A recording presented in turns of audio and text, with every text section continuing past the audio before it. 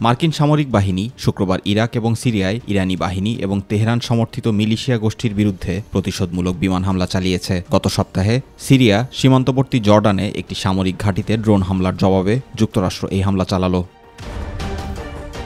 সিরিয়ার মানবাধিকার পর্যবেক্ষণকারী ব্রিটেন ভিত্তিক সংস্থা Syrian observatory for human rights জানিয়েছে, সিরিয়ার পূর্বাঞ্চলে যুক্তরাষ্ট্রের হামলায় অন্তত 18 জন ইরানপন্থী যোদ্ধা নিহত হয়েছেন।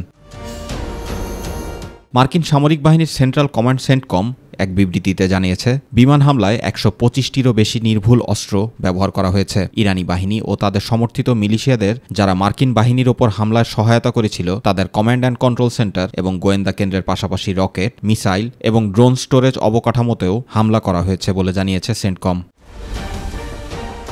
এদিকে মার্কিন প্রেসিডেন্ট জো বাইডেন এক বিবৃতিতে বলেছেন, আমাদের প্রতিক্রিয়া আজ থেকে শুরু হয়েছে। এটি আমাদের পছন্দের সময়ে এবং জায়গায় চলতে থাকবে।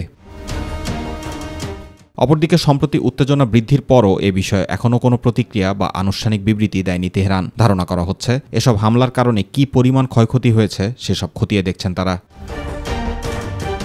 জুবার রহমান, মাই টিভি নিউজ।